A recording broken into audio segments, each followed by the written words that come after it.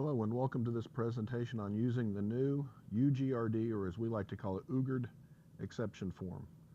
I'm Doug Masterson, the Associate Provost for Institutional Effectiveness, and I'm going to walk you through this new version of the UGRD exception form that we've put together. This new form was put together because we hope to be transitioning most of these types of processes to online in SOAR, and this new process, or this new form, mirrors that new process fairly straightforwardly. So let's go ahead and get started and look and see what the new form looks like and how we anticipate you using it. Okay, so this is what the new UGRD exception form looks like, and I've got it opened up right now in Adobe Reader. So it is a fillable form, and it is somewhat programmed so that you can't select multiple things because we only allow one UGRD exception per form. That's standard procedure here, and so that the form has been designed to do that. So what you'll see if you just look at the UGRD exception request form, you'll see the top section really involving a lot of information about the student, and then the exception request, where we now have a series of check boxes that allow you to select the type of exception that you're requesting.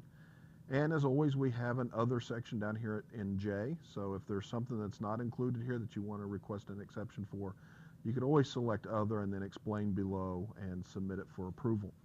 So let's suppose I'm an advisor helping out a student who needs a UGRD exception, and the student's name in this case is Bill Kowalski. Bill's student ID is 123456, and he happens to be a Gulf Park campus student, so I'll mark GP as his campus location. Bill is in the College of Arts and Sciences, so I'll find that in the drop-down list, and he happens to be in the School of Mathematics and Natural Sciences, so I will find that in the drop-down list as well. Select that. His degree is he is a chemistry ACS certified BS degree. He has no minor, so I'll leave that blank. His particular catalog year happened to be, let's say 2014, 2015 was the catalog year that he came in under.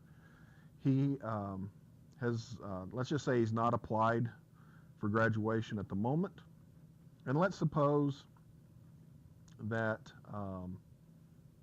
his request is for less than 124 or 128 hours to degree, but meets the 120-hour minimum. So we would select that, and then down here in the space we would provide the rationale for that request. So let's suppose that what happened here was that as Bill was progressing in his degree, the discipline decided to change a course from a 3 credit hour course to a 2-hour credit course, and so that change in that required course meant that Bill no longer could attain 124 credit hours to get his chemistry degree, but nonetheless he would still have more than enough hours to get the 120-hour minimum. So I'd basically just write something to that effect in the space for the rationale for the request. So I would simply state that the discipline changed, I don't know, let's just say it's chemistry 496 from a 3 credit hour to a 2 credit hour course. This change meant that Bill could only attain 123 credit hours toward graduation, but otherwise has met all degree requirements. That is, Bill has gone through and completed all the courses that we told him to take. We just changed the credit on him along the way. And so maybe as part of our teach-out plan, we said that we would put in exceptions for these students that fell into this category. We would then come down, and the advisor would after printing this out, sign and date it, but tell us whether they support the request or not. And of course, in this case, they're going to support the request, so they would mark yes. They would print the form, go back and sign the advisor and put a date in there, and then send it on to the school director. The school director would then sign, mark whether they support the request or not, and then forward it on to the dean. The dean would sign and mark whether they support or not, and then move it to my office over here in the provost office, and I would either approve or deny. You'll notice that approval and denial only resides at the provost level. Everything else is a support.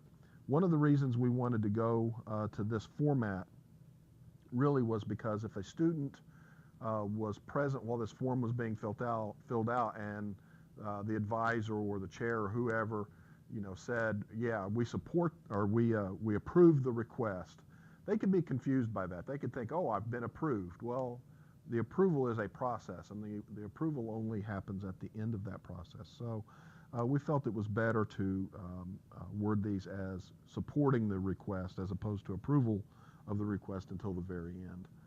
So that would be a situation here for a situation where the student has completed more than 120 hours, which is our SAC, COC, and IHL required minimum hours to degree, but just hasn't met that 124 or 128 hours to degree. So that's why that's marked. Let's look at another situation. Maybe Bill started back in, I don't know, let's say 2008. So he came in the 2008, 2009 catalog year. He has not applied for graduation yet. None of the other information here has changed. But obviously his bulletin is expired. And so what Bill needs is a bulletin extension. So he's looking for an extension for through the spring of, let's say 2019. So he's looking to extend his bulletin. Maybe Bill got within a course or two of graduating. Things happened in life. He had to take some time off, go get a job, family issues, whatever the case may be. And now he's coming back to finish that degree. And there's been a number of things that have changed in the bulletin since Bill started, and it's in his best interest to stay under his bulletin that he started his program under. So bulletin extension, that's checked. Then we'd come down and provide a rationale. And so in this particular case, Bill had to stop his studies in, I don't know, let's say 2012 due to family obligations. He now wants to return and finish his degree. He only has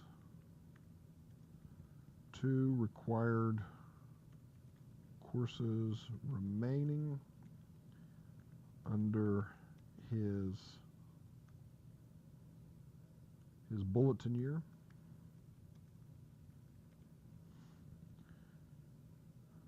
I would probably also add something about if student was required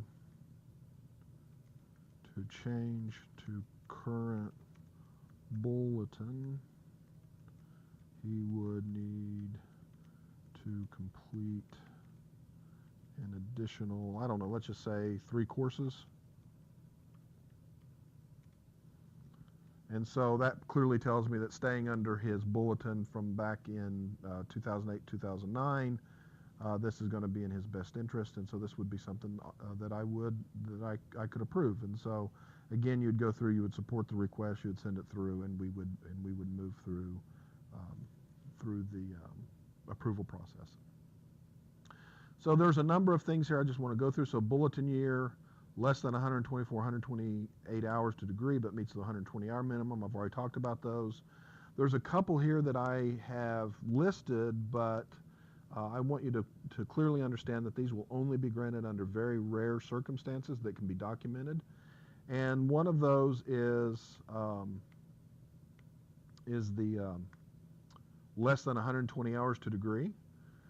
So that's only a very rare exception, and you'll have to provide very good documentation on why a particular student would qualify for this. The reason that this one needs to be extremely rare is because 120 hours is our IHL and SAC-COC minimum hours to degree. So there's going to have to be a really strong documented reason why a student who has less than 120 hours should be granted graduation. And my default is I'm only talking about an hour here or maybe at the most a course. We really can't make justifications based on a lot of coursework. Okay, so we're talking about situations where maybe the student is an hour or two below and some extenuating circumstance has happened such that, so on and so forth. So again, don't get crazy with those. Also, the USM overall GPA here at F, GPA of less than 2. This request will only be granted in very rare and extenuating circumstances. And I kind of follow the significant figure rule.